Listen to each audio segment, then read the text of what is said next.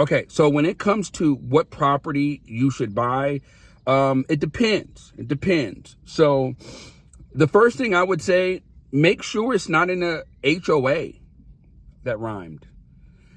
Anyway, you want to make sure it's not in a homeowner association. That's like first things first, right? Because they tend to control a lot more of that property, right? And what you can and cannot do. Along with HOA, look for CC&Rs, conditions, covenants, and restrictions. I only know about that because I'm a real estate agent, so check it out, okay?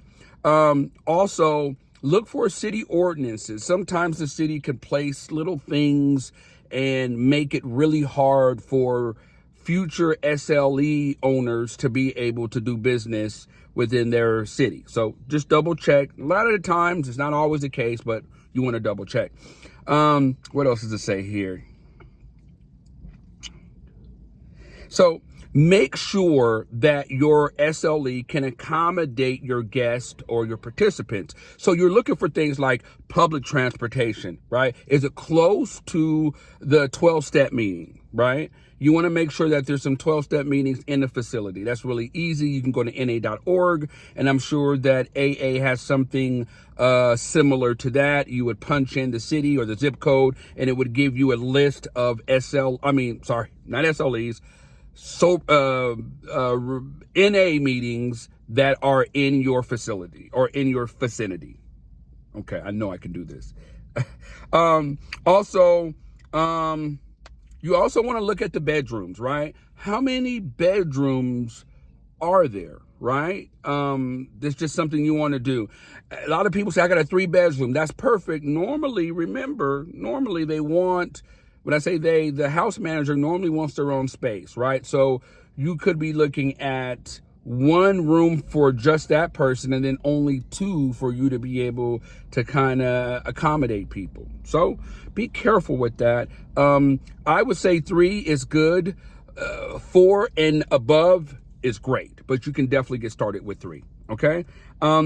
Bathrooms, they have a bigger bearing. Honestly, so like for every bathroom, if I haven't told you this already, if you haven't watched a video on this, it's okay. For every bathroom is 6 participants, right?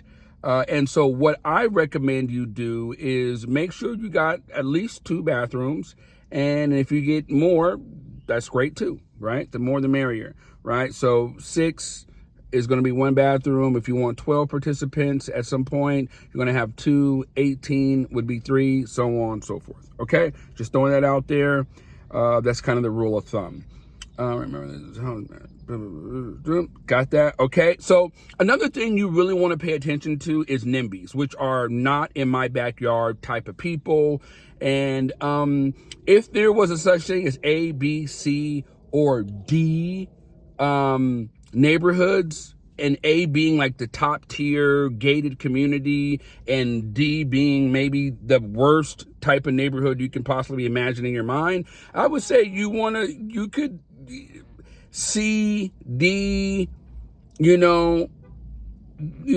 B, that's kind of where you want to stay. It doesn't have to be perfect.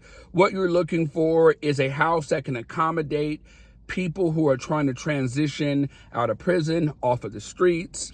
Maybe they're homeless, things of that nature. So we want to make sure it's clean. We want to make sure that it's safe for them, right? Those are the ideas that are more bearing, right? Than if it's like, at the Ritz-Carlton or something. We're not necessarily looking for that, okay? We're looking for a place where they can get better. And I want to talk about multifamily, like duplexes, triplexes. There's some pros and some cons. I like the idea because maybe you got a duplex, maybe you got a men's on one side facility and a women's on the other side.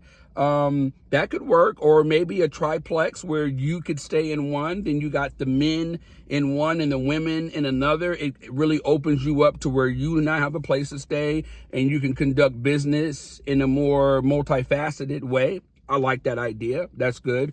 I think, and I'm not completely sure, and I know I'm supposed to be the guy that knows everything, but I think that you might have to have a business license for each unit. So double check that.